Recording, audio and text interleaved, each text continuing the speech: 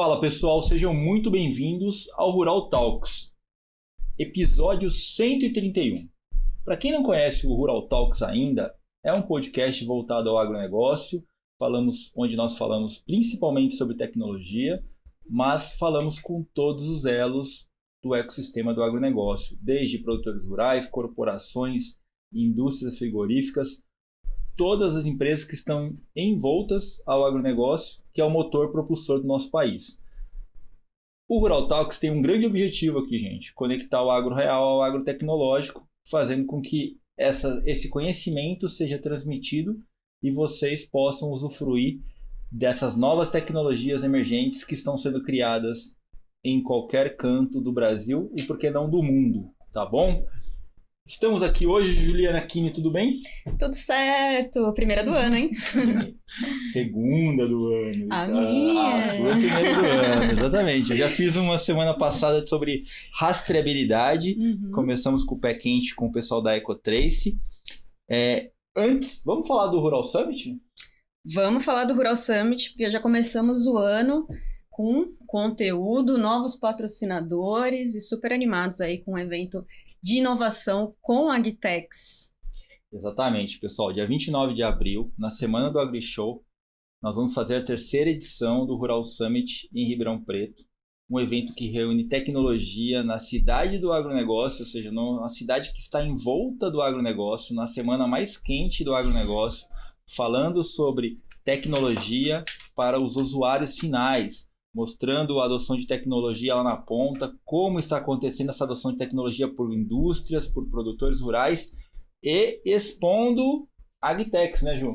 Exatamente, né? A gente fala que é um evento de Agtex com Agtex porque a gente dá todo o destaque para que elas possam, de fato, expor suas soluções, se conectar com corporações, produtores, investidores. Então, vamos para a terceira edição esse ano, estamos super animados, nosso time está trabalhando de forma intensiva para a gente já anunciar a programação nas próximas semanas, digamos assim. Legal. Pessoal, a gente vai colocar um QR Code para que vocês possam se inscrever no Rural Summit. Lembrando, esse ano nós estamos cobrando R$100 de entrada, mas esses R$100 são todos revertidos em doações para o Hospital do Amor de Barretos, naquele projeto que eu já sempre comento com vocês, no qual nós vamos colocar o QR Code também para que vocês possam ajudar, que é o projeto O Agro contra o Câncer. Nosso amigo Rubiquinho, estamos juntos, levando essa palavra porque vocês atuam de uma forma muito humana, num momento muito difícil de muitas pessoas, e nós queremos propagar isso para que outras pessoas possam conhecer o trabalho que vocês fazem, que é de tirar o chapéu, literalmente, e que eles possam também ajudar. E aqui nós temos uma convidada, Rubiquinho, hoje, a Tereza Vendramini, Teca Vendramini, socióloga e pecuarista, e que eu fiquei sabendo que está devendo uma visita para você. Olha, começar falando com meu amigo Rubiquinho. Rubiquinho, eu estou começando o ano falando do Hospital do Amor. Um abraço, meu amigo. E eu faço coro aqui com o Rodrigues, que trabalho espetacular que você faz no Brasil inteiro. E você sabe que você tem uma turma com você. Beijo grande. Beijo. Show de bola. Teca, obrigado por estar com a gente. Pessoal, Teca Vendramini, socióloga e pecuarista. A Ju vai falar um pouquinho do currículo, porque tá pesado aqui, meu computador nem carrega mais, de tão grande que é esse currículo.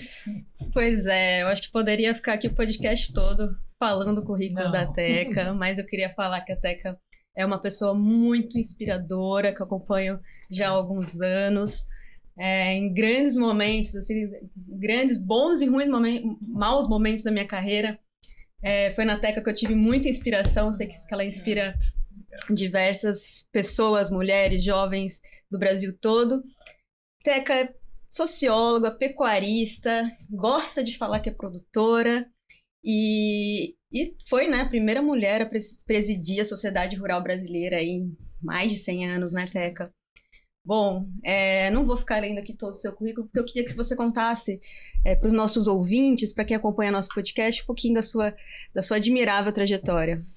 Obrigada, Ju. Olha, primeiro, obrigada a você e o Rodrigues. É meu primeiro compromisso esse ano, né? E vir aqui, achei muito legal. Não, muito legal a Ju falar, você quer gravar, né? Eu falei, se quero. Gente, 1º de janeiro, que São Paulo tá vazia, maravilhoso, vir até o Itaim, que não tem trânsito, então achei ótimo. E vir aqui, eu estava escutando antes um pouco o Rodrigues e a Ju falar de tecnologia, de agitex, isso aqui é um aprendizado para mim, sinceramente é. Então, obrigada do convite. Gente, para mim, para falar da minha trajetória, eu gosto muito de falar que a minha trajetória é igual de muitas mulheres da minha geração, né? Eu não estudei para ser produtora. A Ju falou que eu gosto de falar que eu sou fazendeira, né? Eu sou, gente, eu sou. Cheguei da roça semana passada, eu sou pecuarista. A minha família só fez isso a vida inteira, mais de 90 anos, né? Meu bisavô, meu avô, meu pai. E chegou a minha vez e eu toco uma fazenda de pecuária sozinha há 15 anos. E se eu estou aqui hoje, é por isso, pela pecuarista que eu sou, né? De estar ali na lida, literalmente. É ali que eu falo, é aquilo que me chancela para falar em qualquer lugar, é aquilo que me leva e me levou para outros lugares aí do Brasil. Mas a mulher da minha geração, ela não foi preparada para assumir nada, muito menos uma fazenda. Eu sempre falo que a mulher chegou a ser, assim, a gerir uma fazenda se o pai morreu, o irmão não quis e o marido deixou, ou vice-versa. Senão ela não chega. E eu acho que 90% da minha geração foi assim. Algumas de nós quiseram, né, e assumiram, e estamos aí. Só que está vindo uma geração, que é a geração da Ju, e de outras meninas aí, que elas querem e vão ser muito melhor do que eu, porque elas estão se preparando para isso. Elas estão lá na Exalc, estão em Viçosa, eu cheguei na fazenda, eu malemar sabia, era o macho e a fêmea, sabe? Aquilo porque eu falo que você ser de uma família de produtor e você fazer, né, aquilo acontecer, você fazer aquilo ser produtivo, aquilo ser rentável para você, que eu não estou ali brincando, é outra história. E essa moçada que está vindo com outra pegada. Realmente eles estão vindo, né, para fazer aquilo ser produtivo, e acho que, como a gente está falando de tecnologia, usar muita tecnologia, eu acho que é bem por aí. E eu acho que tem um lance, hoje nós somos muitas, né, no agronegócio, mas é uma coisa muito recente, de uns 10 anos para cá, eu percebi, é um fato público, o tanto de número de grupos que apareceram. Mas há 15, 18 anos atrás não era isso.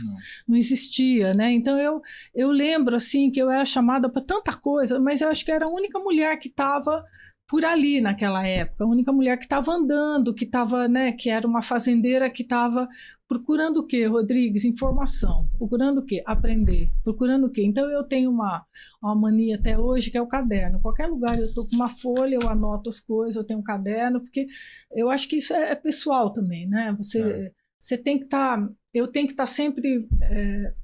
colocando coisa para dentro e vendo coisa nova, eu tenho essa característica.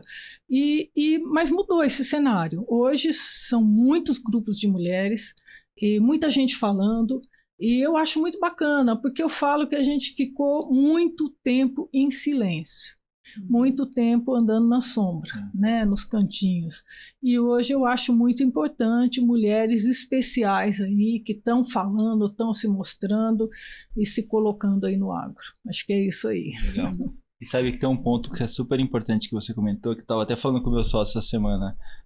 Quando você está procurando, você está se colocando à disposição, você está se abrindo para alguma coisa. Então você está procurando educação, você está se colocando à disposição e automaticamente isso conspira de alguma forma para você. Então você começa a aprender, começa a se relacionar, começa a ter outras conexões, e no final o nosso mundo, desde sempre, ele sempre foi e sempre vai ser busca de conhecimento e relacionamento.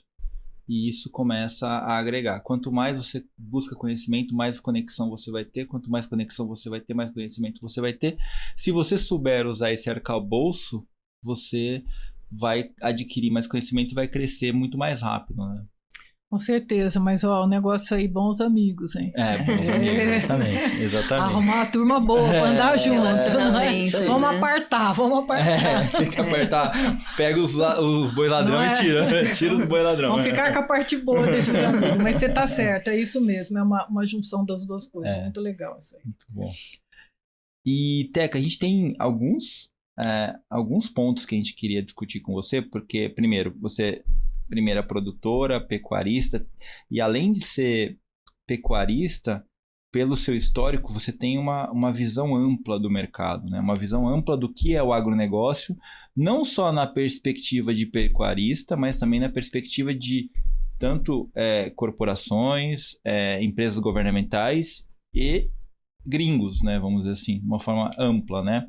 E eu acho que é legal para a gente ter um entendimento.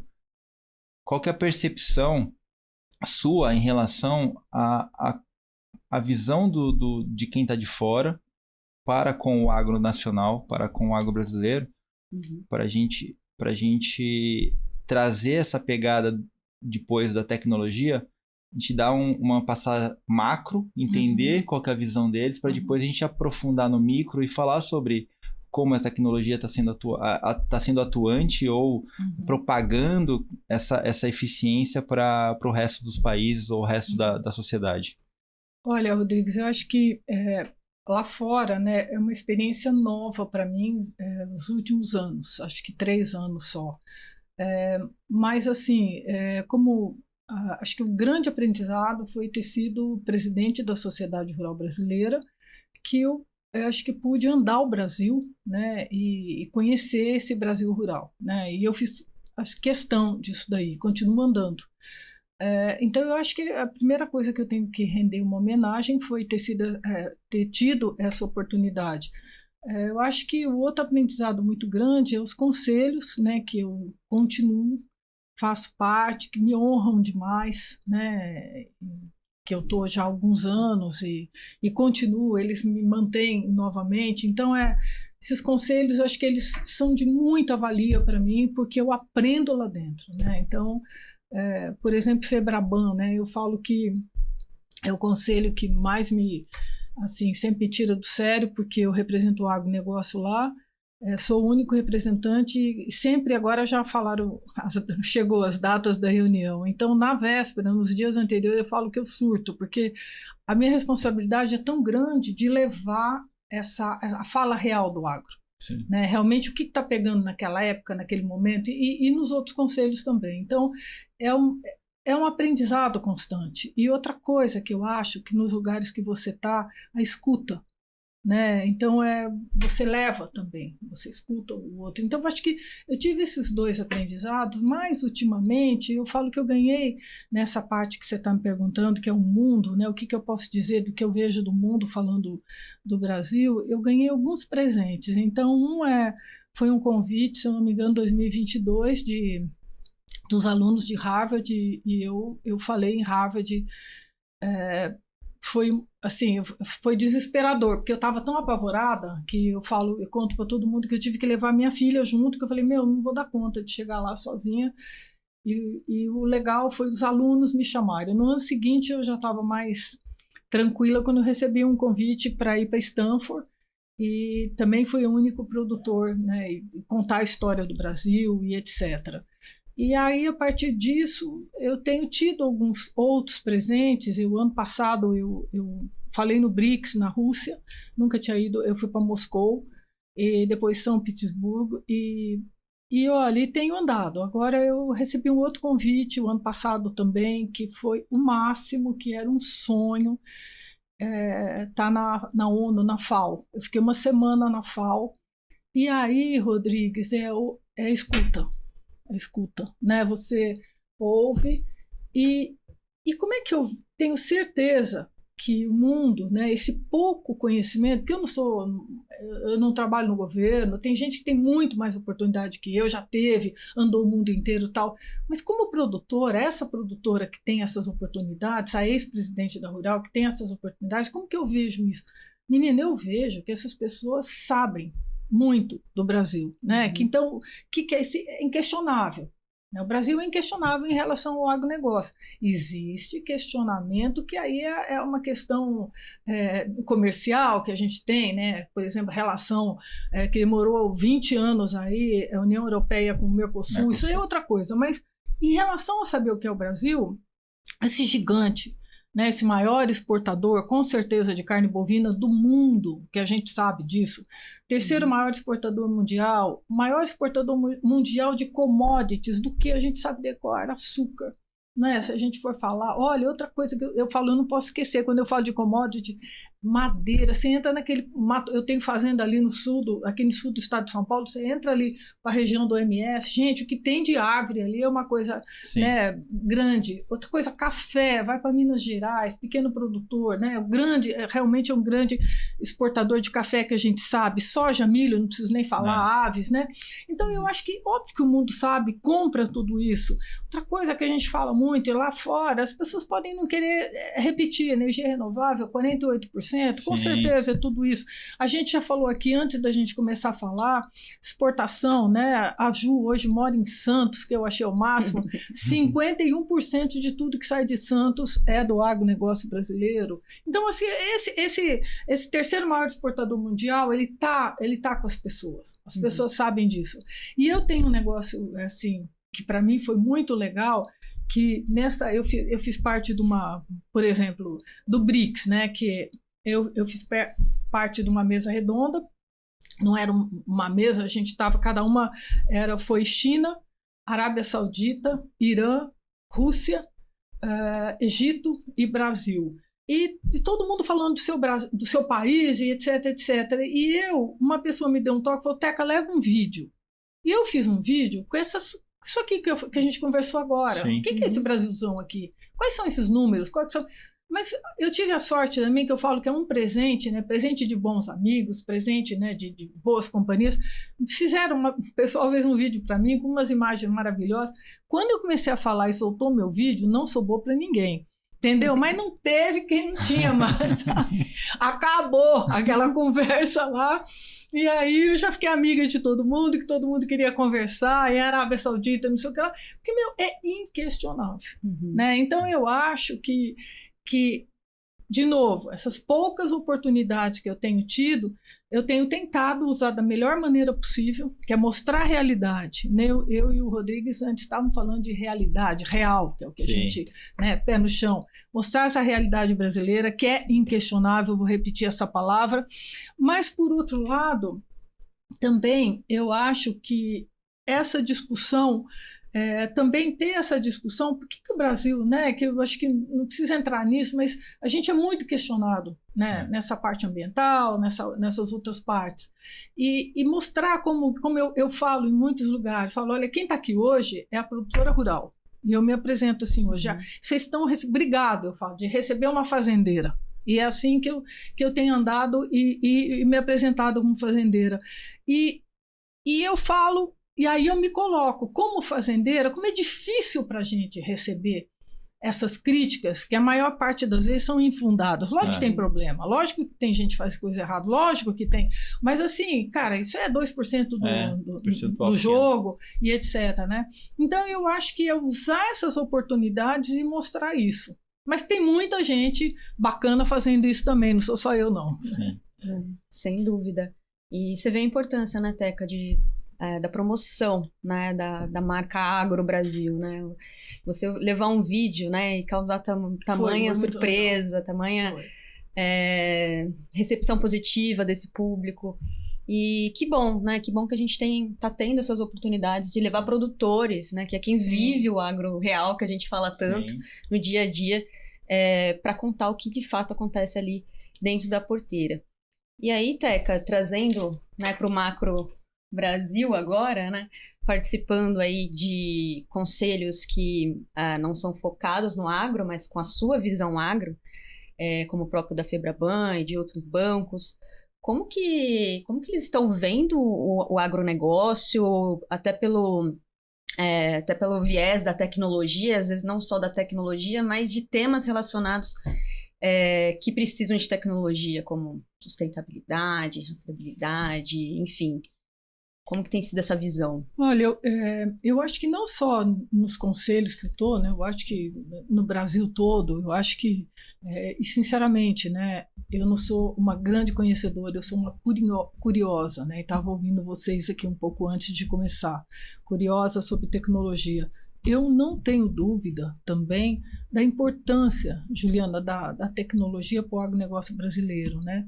Então, se a gente lembrar, né, como que a gente chegou até aqui, é tudo através de tecnologia, né? Então, e tem uma história que uma vez eu escutei, acho que de um agrônomo, que ele falasse assim, se esse Brasilzão, né, que a gente tem uma disparidade muito grande de produtores tecnificados e os não tecnificados, se, por exemplo, os pecuaristas, esse pecuarista, se ele usasse uma tecnologia, que não precisa nem vender essa tecnologia, ela está só na cabeça da gente, que seria rotacionar o gado, ele já teria um ganho espetacular, sabe? Então tem algumas coisas que o Brasil chegou até aqui usando desde coisa básica como essa que eu te falei, até hoje, vocês sabem melhor do que eu, várias outras tecnologias para dar segurança para o produtor, um produtor mais tecnificado, para ele investir, para ele poder, não é?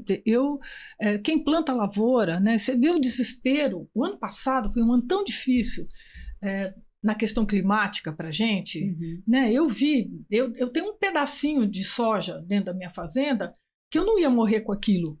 Mas tem gente que vive com aquilo, não chove, aquele desespero, então, e a gente sabe que a tecnologia está ajudando muito o produtor nisso daí. Né, em todos os sentidos, outro nível de semente, eu estou falando do básico, né, ali do dia a dia.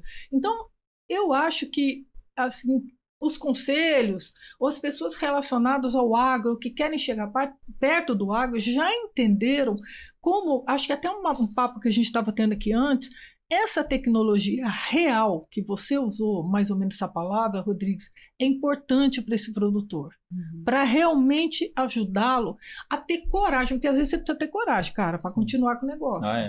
Sabe? Você fala assim, muita coragem. Coragem porque meu pasto está rapado, porque eu estou isso, ou porque não vai chover, a soja está, né? E você precisa ter um alento, ou até uma ajuda tecnológica, porque você fala, não confio nesse cara, ele está falando isso, essa semente vai nascer, não sei o que lá. Então, eu não tenho dúvida, né, que seja por aí. A gente fala que o melhor gestor de risco é o produtor, porque ele toma risco todo dia. Vixe, nossa. Ele toma risco todo dia. Eu queria trazer, acho que um ponto que a Teca comentou, só para a gente trazer o gancho da tecnologia, porque esses questionamentos, que a gente recebe de outros lugares do planeta, na minha concepção, Teca, que é uma opinião minha, é porque é um jogo comercial, total comercial. Sim. Nós só vamos conseguir trucar isso ou realmente mostrar que eles estão falando, o que eles estão falando é mentira, com tecnologia, com rastreabilidade, com visibilidade dos dados, padronização das informações, e isso passa por um movimento que é muito maior do que só a gente adotar a tecnologia agora. Passa por um aculturamento de quem está na frente da fazenda para que ele tenha esse entendimento de que todos esses dados que estão sendo capturados, todas essas informações vão se transformar em informações que nós vamos usar como um todo para provar que a gente está fazendo certo, porque a única fagulha que eles têm com relação ao agronegócio brasileiro é essa. Se a gente conseguir sanar com relação a tudo isso, a gente blinda o agronegócio brasileiro de uma forma que nós temos preço competitivo, nós produzimos sustentavelmente, nós temos rastreabilidade, Só que para isso, a gente tem que ter a cadeia de informação, desde a produção até a exportação, mas padronizada. E aí isso me leva até um ponto que eu sempre conto aqui, é que assim, levando para o lado do Febraban, por que os bancos não aumentam a capacidade de crédito deles no agronegócio? Porque as informações, elas são muito distintas e não são padronizadas. A gente tem que entrar em cada produtor rural, organizar esses dados para que a Faria Lima, o mercado financeiro aqui, receba isso de uma forma como se fosse uma esteira, A segurança. com segurança. Com certeza. Então, eu acho que o passo que foi dado com o Fiagro Multimercado ajuda e favorece esse próximo passo do agronegócio financeiro. Só que, para mim, tudo volta com base de dados. Então, nós precisamos ter uma tecnologia muito amigável para que ela chegue no timing correto, no momento correto, de uma outra pessoa, um sucessor ou uma pessoa jovem, que nem você comentou, que já vai vir com uma educação já formada para aquilo, nascida com tecnologia, porque nós não nascemos com tecnologia. Não. Eu recebi o celular com não sei quantos anos, tá? As pessoas... Era o tijolo. Eu era o tijolo, gente. Eu sou antiga. Eu era o tijolo. E aí as pessoas vão ter já são nativas digitais, que a gente fala, e essas informações vão se tornar escudos protetores ou até mesmo armas para a gente combater tudo que está sendo questionado e falado em relação ao Brasil. Mas além, é aí que eu acho que a tecnologia ela entra não como um fim, mas um meio da gente conseguir benefício, seja preço, seja novas aberturas de mercado, para que realmente o agronegócio consiga tirar essa nuvem que para sobre tudo que a gente faz. E eu acho que a tecnologia, não só no Brasil, mas em todas as áreas de agronegócio do mundo, está começando a perceber o quanto isso vai ajudar e vai acelerar o processo comercial mundial, sem tirar todo esse protecionismo que está acontecendo agora, mas olhando pela ótica de mercado, né, a gente tem uma capacidade de trazer uma eficiência tremenda para o agronegócio, olhando só pelo âmbito de rastreabilidade, de visibilidade de dados. E isso para a gente é super importante. Nós, na Rural, olhamos muito para essas startups que são focadas em dados e rastreabilidade, porque nós entendemos que isso vai trazer eficiência para o produtor rural. E acho que esse ponto de perspectiva é super interessante para a gente avaliar. Olha, você falou, né, de rastreabilidade, né, e o Brasil está falando muito disso, Sim. Principalmente da rastreabilidade bovina, né, que primeiro ponto aqui que eu acho que falar de rastreabilidade é falar de uma coisa que vai acontecer esse ano aqui dentro, que é a COP30, né? Eu tive na 29 agora em Baku, e aí acabou, mas não tinha nem acabado ainda lá no Azerbaijão. Os olhares para cá mesmo, para Belém, né? E já faz um tempo, mais de ano, que Belém que eu digo, desculpa, Pará, já está com alguns programas, já estava, né? Tem um que é um grande frigorífico, tem um que é do governo, tem outros, né, que eles já estão... o produtor está aderindo se ele quer. Aí vocês sabem, né, isso é um fato público também, o mapa lançou agora no final do ano, não sei se foi dezembro, né, Ju, alguma coisa assim, novembro ou dezembro. Foi dezembro. Isso, dezembro também lançou o plano dele. E aí, como que eu vejo isso, né? Eu tenho falado um pouco sobre isso, né? Eu acho que se isso daí trouxer, como que o produtor vai aderir? Primeiro, assim, eu ouço muito o produtor, porque, de novo, eu sou uma de nós. A maior preocupação do produtor rural, e aqui no estado de São Paulo também está acontecendo, também tem um programa de rastreabilidade, a gente só escuta o seguinte da nossa turma, que ele não seja obrigatório. Isso é fato. Então, daí o Brasil inteiro, rural, fala isso. A segunda coisa é a preocupação com o custo disso daí, né? Então, lógico que existe uma preocupação, Rodrigues, com isso daí. Nesses dois tópicos é uma coisa que o produtor fala muito disso daí. Agora, se isso trouxer uma remuneração melhor para ele, é óbvio que ele vai aderir.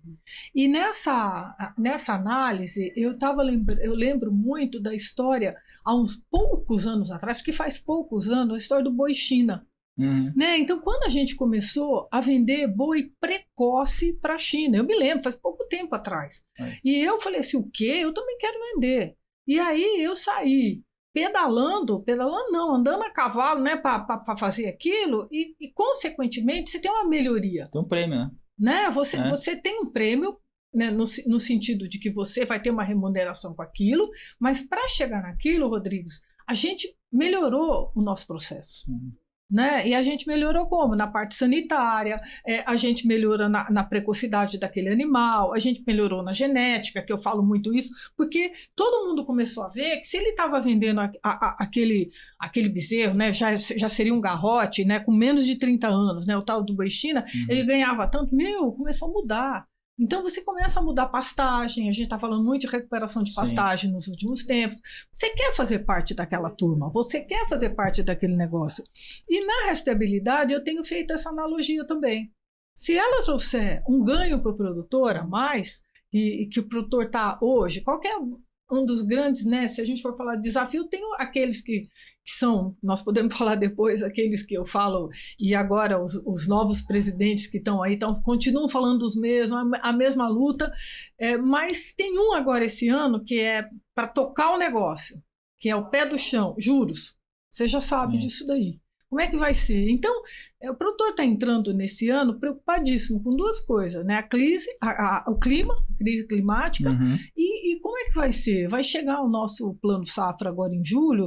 A sugestão que eu falo tem um juízo, né? Para pegar dinheiro. Então, e fora os outros tipos de problema. Mas, só para te fechar o gancho da rastreabilidade, lógico que tem que vir, o mundo inteiro está pedindo. Isso aí já faz mais de ano que eu falo, que já teve, acho que há uns 2 anos atrás, eu me lembro que foi um susto, supermercado inglês parou de comprar do Pará e etc, etc. E continua, né? E vai ser, cada vez vai apertar. Mas que a gente possa, que o produtor possa ter um benefício com isso aí. E ele seria financeiro.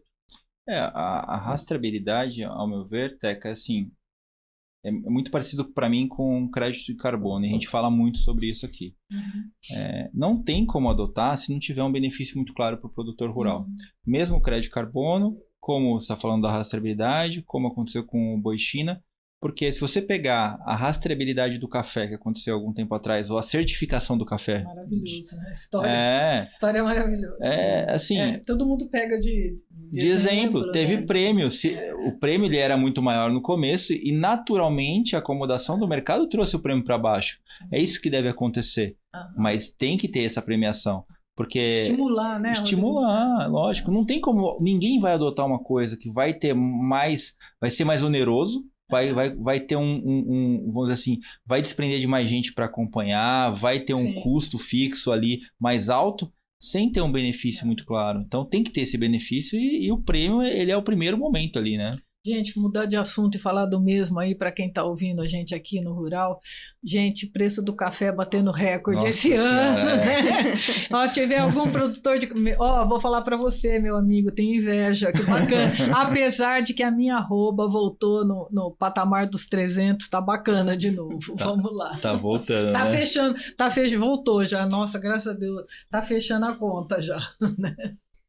Voltou muito a mexer.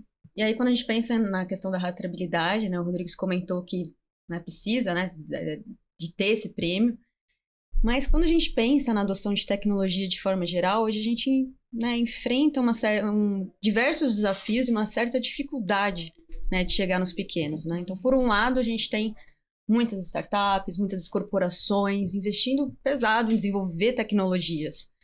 E por outro, a gente tem muitos pequenos e médios produtores que não estão utilizando essas tecnologias.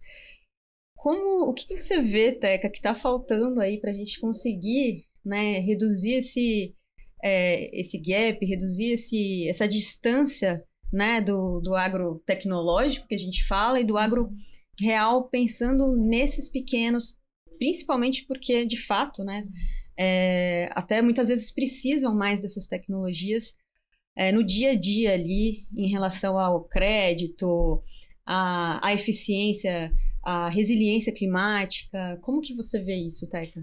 Olha, eu tenho uma fala, né, que a gente teve aqui antes, né, que é o tamanho do Brasil, né, que eu adoro contar isso daí, até porque tem muita gente que, até nós aqui, tá, Ju? Aqui do Brasil, né, saindo ali da roça, a maior parte não sabe, né, que nós somos 5 milhões, 100 e pouco, 200 mil propriedades, né, ou unidades aí produtivas, E tenho assim, a gente está falando aqui, né, quando eu comecei a falar desse Brasil gigante, né, o maior exportador de commodities, etc., que eu falo que é inquestionável, quem faz parte desse jogo, desse 51% de exportação, é 20% do agro, tá? Eu estou falando a grosso modo. E 80% do agro ainda não está ou tecnificado ou não está no jogo, cada um usa a expressão que quiser, ou não está preparado, ou, né, aqui tem uma coisa importante que eu até anoto para não esquecer, a importância desse pessoal, desse 80%, de cooperativa. Graças a Deus que esse Brasilzão de meu Deus, como eu gosto de falar, tem algumas cooperativas sérias que estão levando esses caras juntos, assim, que eu falo muito aí pelo Brasil, e é a coisa que eu estava falando para vocês, é a fala e a escuta.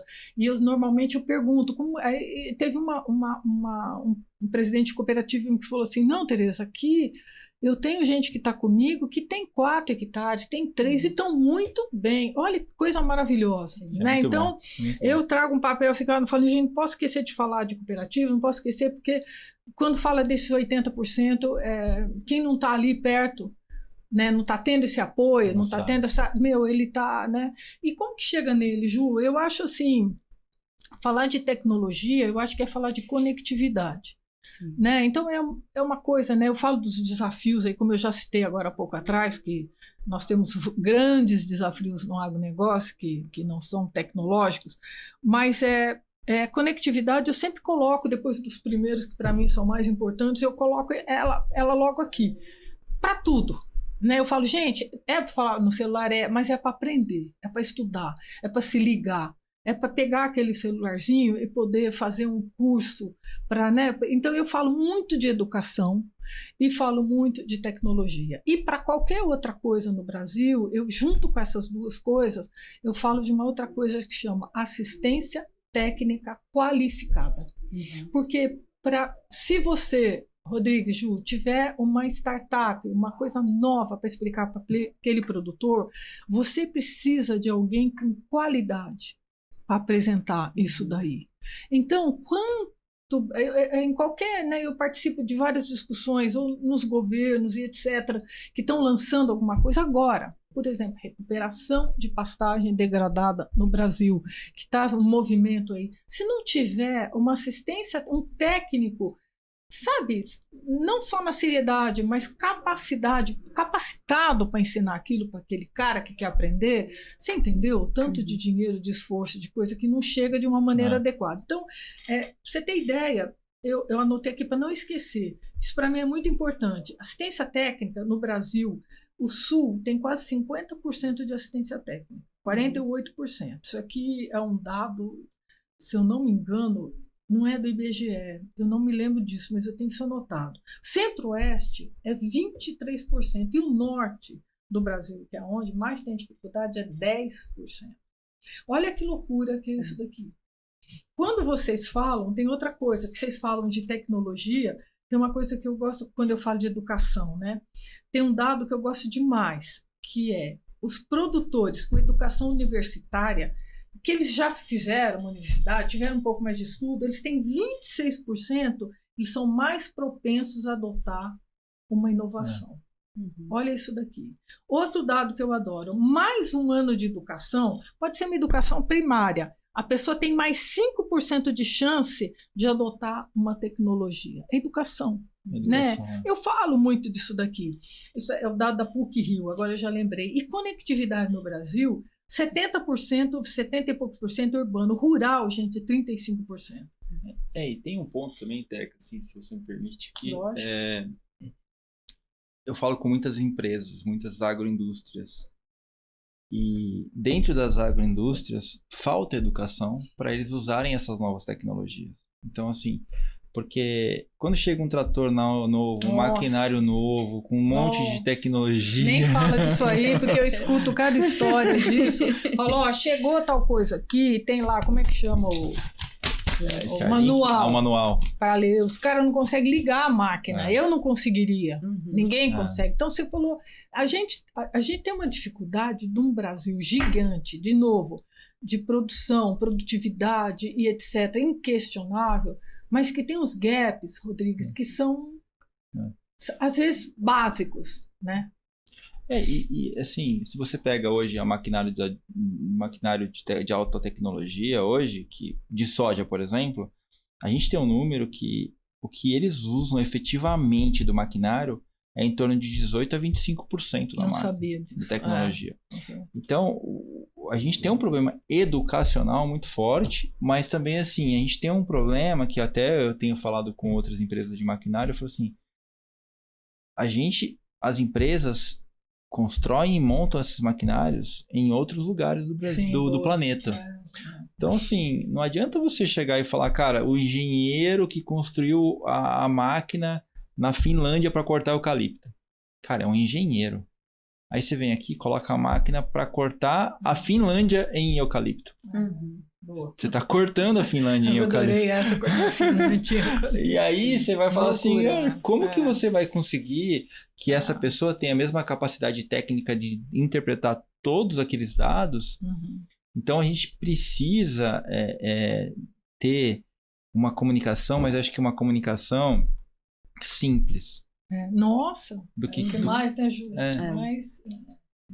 Que usar e como usar, né? Eu acho que esse é o grande desafio que a gente tem hoje. Essa é uma dificuldade que eu tinha muito, que eu estava trabalhando justamente numa startup americana, que o time de desenvolvimento ficava na Índia. Nossa. E quando a gente tentava explicar todos os agros, né, que tem no Brasil e algumas mudanças que os clientes, que os produtores pediam pra gente, às vezes muito simples, do tipo, não conseguia enxergar o visor do celular no sol, então precisava mudar a cor do aplicativo. Entendi. Ou às vezes aumentar o botão, porque aquele botão era muito pequenininho e o celular às vezes era de quem estava operando no campo era pequeno também, então tinha que aumentar. Eles não entendiam a nossa realidade, então acho que isso é um grande desafio, inclusive para as startups, né? Não só no meu caso, que estava ali lidando com outros países, mas também das próprias startups brasileiras, que muitas vezes pegam, né, um time de desenvolvimento que nunca foi para o campo. Menina, precisa ir para a roça, gente. Nunca sujou a botina, como eu falo sempre. Vocês dois aqui tem que falar para todo mundo, olha, quando chegar o próximo, a Teca falou que tem que ir para a roça. Tem que ir lá. Exato, tem que colocar o celular na sua mão, ficar do seu lado e falar, e aí, o que você está usando? O que está dando resultado? Então isso é muito importante aí para. Mas eles são carentes, sabia? Porque com relação à conexão, né, Teca, assim, a gente tem ajudado muito eles a irem a campo com as ideias, para validar essas ideias, porque da mesma forma que a gente tem o desafio de testar essas tecnologias, teve um boom de validação que foi a campo, que o produtor agora ele está reticente a receber essas empresas. Então, teve muita coisa que aconteceu numa época de transformação, até mesmo da vivência do produtor, porque foi na época da pandemia que aconteceu isso, que o produtor estava atendendo à distância ou não à distância, ou recebia alguma tecnologia que ele julgava ser necessário por conta da situação atual que estava distante, né? E agora a gente sofre uma necessidade de se aproximar novamente do produtor, mas existe uma reticência. Então, a gente vem com a Rural tentar fazer com que esse canal fique mais fluido, para que o produtor abra as portas da fazenda e tente se conectar, né, de uma forma mais validada. Essa eu acho que é a palavra. Porque, como a gente falou, nós temos vários agronegócios no Brasil, vários agros, né? E o agro do Pará ele é diferente do agro do Rio Grande do Sul. Então, consequentemente, a tecnologia que você usa no Rio Grande do Sul não necessariamente vai ser a mesma que vai ser do Pará. Então, a gente tem que interpretar isso e validar isso regionalmente. Até um ponto aqui seria super interessante ter órgãos governamentais ou regionais que pudessem fazer essa ponte para validar essas teses na ponta, uma Embrapa da vida, ou regionalmente levar e dar acesso para que os produtores recebam alguma coisa mais carimbada, que já passou por um processo, porque literalmente você receber na porteira um cara que chegou com uma tecnologia nova, a chance de sucesso é muito baixa, ela cai muito. Então a gente tem esse trabalho também de falar, pô, já está refinado, já tem uma trilha, porque senão a adoção não vai acontecer.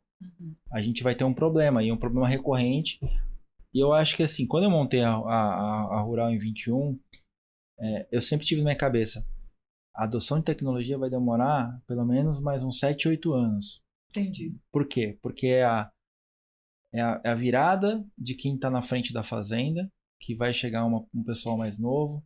E aí a gente tem um trabalho aqui de ir nas universidades para falar com a garotada que está indo. Da mesma forma que a gente fazia na XP, eu passava em todas as universidades falando sobre mercado financeiro, a gente faz sobre o agronegócio, porque ele precisa estar familiarizado com aquela informação.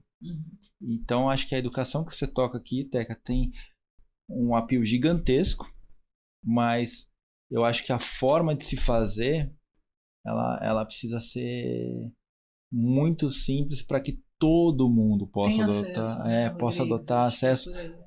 O acesso é o mais complexo e complicado. E a gente tem um diferencial, que é aquilo que eu estava conversando com você antes da gente entrar aqui na gravação, eu sempre vendi mercado financeiro, que é um negócio que é muito difícil das pessoas comprarem. Agora a tecnologia é um negócio que está enraizado, é digital nas pessoas. Então todo mundo tem uma curiosidade maior de saber. E tecnologia, da forma que a gente traz hoje, a eficiência que ela se mostra, entregar e gera, é muito mais 1 para 1 do que o financeiro. Às vezes o financeiro é 1 para 0 ou é 1 para 10, mas você não está dando garantia, certeza, né? Então acho que essa eficiência é muito positiva. E eu acho que a gente tem uma perspectiva sua que você trouxe sobre como vocês enxergam a rastreabilidade, e tem que ser assim, tem que falar, cara, eu não acho que até as pessoas de tecnologia têm essa visão hoje, não enxerga dessa forma. Então acho que o nosso trabalho aqui é exatamente esse, fazer a ponte, conectar, e nem sei se todos os elos da cadeia estão levando em consideração esse movimento. Eu acho que é super importante isso. Esse movimento de rastreabilidade? Não, esse movimento de que vocês realmente fazem questão de ter um benefício ali na ponta, porque eu tive uma reunião, tive uma entrevista aqui na semana passada, inclusive com uma empresa de rastreabilidade, e ele não tocou nesse assunto, por exemplo, né? Então, olha, eu acho que é o lance que você está fazendo aqui, e provavelmente, através da Ju, que conhece muita gente, eu vi os produtores rurais, né? Isso é um fato. E não é que assim, a gente escuta, olha, eu quero ter um retorno financeiro, mas é óbvio que é. Né? Ele colocou, eu já citei aqui a história do Boi China, né? Para ele fazer tudo isso, para ele se esmerar a fazer, ele teve que aprender mais genética, ele teve que contratar bons veterinários para fazerem um boi melhor, uma inseminação, ele teve que usar mais dinheiro na parte sanitária, etc., reformar a pastagem, porque ele tinha um retorno financeiro. E aqui eu enxergo da mesma maneira, sabe? Eu repito aqui, eu tenho certeza absoluta, a obrigatoriedade, ela traz um desconforto muito grande para o produtor em qualquer situação, e a outra coisa, o custo disso daí, quanto que isso vai gerar para mim. Então, com certeza, para fazer essa carne de qualidade, para fazer, né, que é óbvio que nós queremos cada vez mais melhorar. Eu tenho falado muito que agora o próximo passo, eu até gravei um vídeo esses dias, o Brasil já faz uma carne de qualidade, mas não é pouco, né? Porque quando a gente fala carne de alta qualidade, a gente lembra de quem? Vocês que são comedores aí, que a gente fala da Argentina, fala do Uruguai e tal, mas o Brasil ainda não é lembrado. Então, eu acho que a gente já está nesse momento, e tem lugares, vamos falar aí, você citou o Rio Grande do Sul, né? Eu sou apaixonada pelos Hereford da vida, eu falo que, eu já falei outro dia que se eu pudesse, eu queria ter uma fazenda só de aqueles cara branca, né? Sabe? Eu amo aquilo lá, ainda queria ver criar também, eu sempre falo isso pro Rio Grande do Sul. Então é óbvio que já existe isso, mas o tamanho do Brasil é uma coisa tão grande, que tem muito trabalho ainda a ser feito para chegar nessa carne de alta qualidade. E com certeza a remuneração melhor para o produtor, ela vai beneficiar, ela vai trazer, ela vai puxar para que isso aconteça. O que não difere de qualquer outra indústria, ou mesmo um empresário só vai investir também pensando no retorno, né? Então, bem básico, é necessário.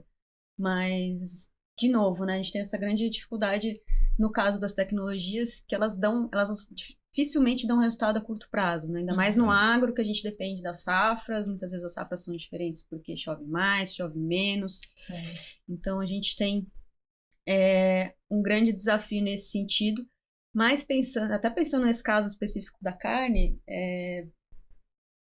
talvez falte também essa questão de uma aproximação maior da cadeia, né, Teca? Então, é o produtor falando com a indústria, falando com o varejo, entendendo as demandas internacionais, mas também domésticas, porque a gente vê que às vezes acaba vindo a necessidade, a obrigatoriedade de uma qualidade maior, mas a dificuldade de, eu agora tenho que fornecer dessa forma, como que eu faço? Né? Eu acho que tem duas coisas que a gente tem que entender, se é qualidade ou padronização, né? Porque a padronização, ela é muito mais difícil porque a gente tem uma variedade de pasto, variedade de produção, né? Se você vai produzir só confinamento, logicamente nos Estados Unidos você vai ter uma padronização muito mais efetiva, né? Agora, por isso que as carnes de qualidade no Brasil, elas priorizam sempre produzir no confinamento, porque é a mesma ração, é a mesma batida, mesmo horário, tudo. Agora, quando você leva para um tamanho do Brasil, vamos dizer assim, continental, com variedade de pastagem, com variedade de terra, aquilo que o Nelore de Goiás fala, né? Tipo, a minha carne, porque ele come aqui esse pasto com esse terroir, é totalmente diferente. Então, eu acho que vai ser difícil a gente não pode olhar para outros países e falar assim, a gente vai ser igual ao Uruguai ou vai ser igual aos Estados Unidos, porque a gente não tem o confinamento na escala produtiva que esses caras têm ainda por conta do nosso tamanho continental. Agora, se você levar em consideração a qualidade, a forma que é produzida, a forma sustentável que ela é produzida, a gente produz muito mais sustentavelmente, vamos pensar assim. Olha, você já deu a resposta, é isso aí, né? Não dá para comparar o Brasilzão que eu trouxe aqui com um Uruguai, me desculpe, meus amigos uruguaios, tá? Que fazem uma carne de alta qualidade, lógico que não. Mas você já deu a resposta, né? Então, uma carne, um Hereford, né, que já tem carimbado há muito tempo, a carne Angus, Black Angus, a gente já sabe. Vou citar uma que eu tenho acompanhado bastante, a carne orgânica do Pantanal, ou a carne sustentável do Pantanal, um projeto que eu acompanho já há 5 anos, e deu uma crescida muito nesses 2 últimos anos. Então tem. Mas quando eu falo carne de alta qualidade, é pouco para o tamanho do Brasil. Né? Nós temos que fazer muito mais isso, e nós estamos caminhando para isso. Sem dúvida. Tanto estou citando o Pantanal, que é a coisa de, sei lá, 2 anos mais ou menos para cá, teve um movimento mais forte na parte da carne orgânica e vários produtores entraram, eles estão super organizados, e também na pecuária sustentável do Pantanal. Maravilhoso. Maravilhoso. Carimbado lá, então é isso aí. Integração lavoura-pecuária. São vários uruguais, tá, gente? São vários uruguais. Exatamente, são vários uruguais. Não tem nem como comparar. Desculpa, gente, te cortei. Pantanal aí, citando integração lavoura-pecuária-floresta, que enfim, um exemplo, né, muito interessante aí também de tecnologia dentro da porteira, na produção. Eu acho que até em todos os pontos a gente tem um pouco de tecnologia, como a Teca trouxe aqui. O fato é que para a gente realmente sentir o quanto a eficiência está sendo efetiva num Brasil desse tamanho, a gente precisa realmente atingir os 80% que a Teca falou, que eu acho que, infelizmente, a gente tem um trabalho árduo para fazer, tem um trabalho educacional muito forte para ser feito, mas, como a Teca bem disse também, nós temos grandes e louváveis cooperativas que fazem esse trabalho, a Cooperativa Alar, Cooperativa Agrária, Cevale, integrada Coamo, Cocamar, então assim, Cotrijal. Então assim, nós temos grandes exemplos aqui no Brasil, a Comigo em Goiás, né, que conseguem fazer com que, inclusive estou indo para o Show Rural mês que vem para fazer uma palestra lá para falar sobre tecnologia junto com outras 3 cooperativas. Então a gente tem um trabalho forte de comunicação, mas acho que ouvir você hoje, Teca, falando sobre como você leva essa palavra para fora do país, para outras regiões, trazendo essa realidade que nós estávamos discutindo, que eu acho que é super importante, e E agora, com certeza, eu tenho mais certeza ainda que você vai bater mais na tecla da tecnologia agora com a turma agora. Eu acho que para escutar você aqui foi um prazer inenarrável, tipo, ter essa visão de que vocês estão olhando para o que é importante para vocês é o primeiro passo, é fundamental. Então, vocês falam, pô, o produtor vai ter que, se for para fazer a rastreabilidade obrigada aqui, vocês vão ter que pagar. Então isso é super importante, porque mostra que vocês estão antenados com relação a tudo que está acontecendo e a gente tem que brigar por isso, Ou que né? essa carne, Rodrigues, que vai ser rastreada, esse boi que vai ser rastreado, ele tenha um compensatório como tem o boi China, você entendeu? Não Sim. é pagar de alguma maneira que o produtor seja não no curto prazo, mas beneficiado no longo prazo, sim, né? Com certeza. Eu só queria trazer mais um ponto que eu acho muito importante, que eu não posso ir em todos os lugares que eu vou. Eu já citei 2 vezes, vai ser a terceira. Realmente os grandes desafios do agronegócio brasileiro, que a gente falou aqui, que foi uma coisa muito nova, que é o desafio climático, que a gente não vamos perder nosso tempo. Eu falo Brasil debaixo d'água e o Brasil na seca. A gente viveu isso. O Brasil pegando fogo. Pegou fogo no fundo da minha fazenda. Eu falo, na minha também pegou. Gente, um desespero. Mas nós falamos disso daí. Falei da questão de juros, que é um problema muito... Agora está batendo na porta do produtor. Mas a gente tem alguns desafios que eu acho que tem muito a ver com tudo que a gente está falando. Primeiro, Rodrigo, chama segurança jurídica, direito à propriedade privada. Isso daí eu só vou citar, mas para esse produtor também investir, ele precisa disso. Isso eu falo em todos os fóruns que eu estou, fora do governo, dentro do governo. Para quem quer me ouvir, não quer ouvir, eu tenho oportunidade, eu falo, obrigado, vocês trouxeram uma fazendeira aqui para falar, e ela fala. Outra coisa que é um outro grande desafio para nós, produtores rurais, em todos os fóruns também, chama questão indígena, marco temporal. Isso está abalando muito os últimos anos.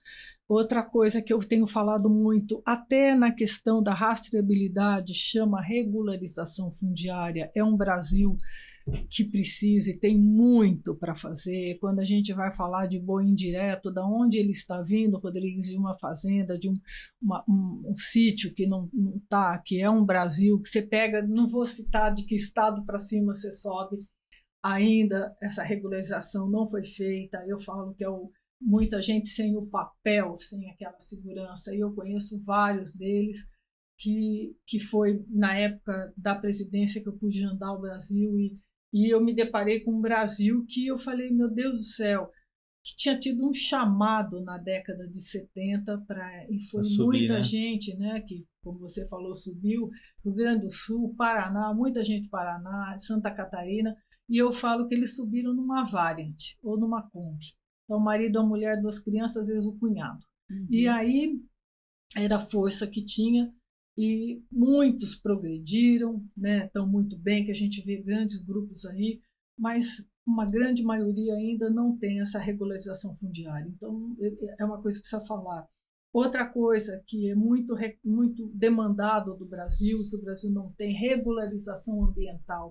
Até para a gente, quando eu quero me regularizar, se eu, produtora, estiver em alguns estados, nós não temos ainda, aquela unidade que possa nos atender de alguma maneira, que nos dê segurança para regularizar. Você faz um pedido, demora anos, às vezes, você é multado com isso. Outra coisa que eu tenho falado muito, nosso CAR, 2%, 3%, Estado do Pará, 2% feito, e é nos exigido muito o CAR.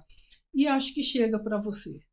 Para vocês dois. Você falou aqui, o pessoal deve estar escutando e falou assim, pô, dá para fazer uma startup disso, dá para fazer uma startup daquilo, dá para fazer... Gente, olha isso, é um leque de desafios. Não, é que eu acho que a gente fala, é um Brasil muito maior. Muito maior. Muito maior do que a gente falar da questão climática, que é real, tá aí, cheguei falando dela, a questão financeira, eu acho que tem um Brasil...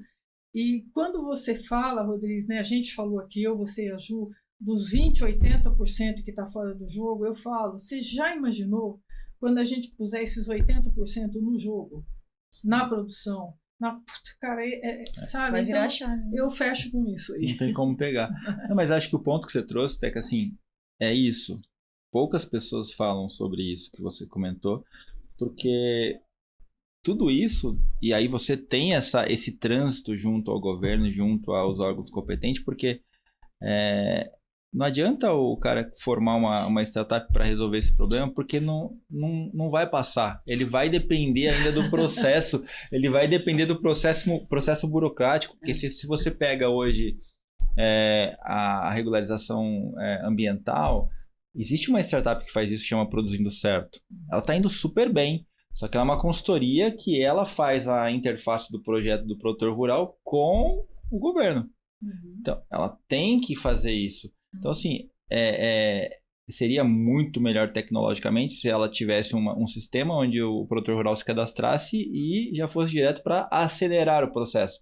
Mas quando você bate ali, é como se fosse um processo de tirar passaporte. Você vai ter que ir lá, cara crachá, é você mesmo, vem cá, vai Mas organizar. olha, eu vou elogiar essa startup e as outras, ainda bem que tem, gente. Ainda bem que tem. Bom, salve, ainda bem que viva, tem. Viva, né? E eu acho que, assim, dessa forma, e a gente tem que agradecer também, acho que, assim, o brasileiro é empreendedor. Então, tem esse toma risco, porque só para matar aqui, pegar o gancho dos seus juros, dos juros também, porque da mesma forma que o produtor está tomando risco, quem está empreendendo, dando salto de empreendedorismo agora no Brasil, está tomando o risco de 14%, 15% exatamente igual. Então, para você conseguir captar recurso nesse momento, é muito mais difícil do que em momentos com juros mais baixos. Então, isso prejudica toda a economia. Com certeza. Todo mundo que está envolto. Mas é isso, Ju. Eu acho que hoje a gente já conseguiu pegar conteúdo aí para falar não só dessa vez, mas muito mais conteúdo para escrever nas newsletters e o caramba 4 aí. Não, só esse final dos desafios aqui, já fiquei curiosa, com vontade de escrever uma newsletter sobre cada tema. E, Teca, sempre um enorme prazer conversar contigo, aprender muito com você. Obrigada. Foi uma conversa super prazerosa. Volte sempre aqui, né, Rodrigues? Lógico, não. Super convidada. Eu acho que a gente pode trazer mais temas específicos para falar, não só falando sobre tecnologia, porque o nosso intuito aqui é ouvir realmente, ter essa percepção, essa perspectiva do lado dos produtores rurais e também de quem fala, não só para os produtores rurais, porque é super importante que a gente consiga trazer essa visão e furar as bolhas que nós comentamos fora aqui antes do podcast. Muito obrigado por estar aqui com a gente, Teca. Foi um prazer inenarrável receber você. E vamos marcar próximas vezes. E se você tiver alguma ideia de alguma startup, nos fale. Todo mundo quer saber. Gente, obrigada. Eu quero agradecer. Eu conheci o Rodrigues hoje, gente, mas eu conheço a Ju há muito tempo, uma querida, que eu falo que essa geração que vai me substituir, eu falo muito também para mulher no Brasil e no final eu sempre falo assim, quem que vai estar aqui no meu lugar? Quem que vai falar? Quem que é essa geração? Que a Ju é uma dessas meninas. Obrigada, minha querida, de estar sempre junto comigo. E vou voltar sim. Beijão para todo mundo. Obrigado, gente. Beijo, obrigada, Teca. Pessoal, nos sigam no Instagram, rural.com.vc. Também no YouTube, Rural Talks. Sigam, dê joinha, compartilhem. Vamos furar a bolha, vamos comunicar o agro real com o agro tecnológico. Valeu, Ju. Obrigado. Até a próxima. Obrigada. Valeu, gente. Obrigado, Teca.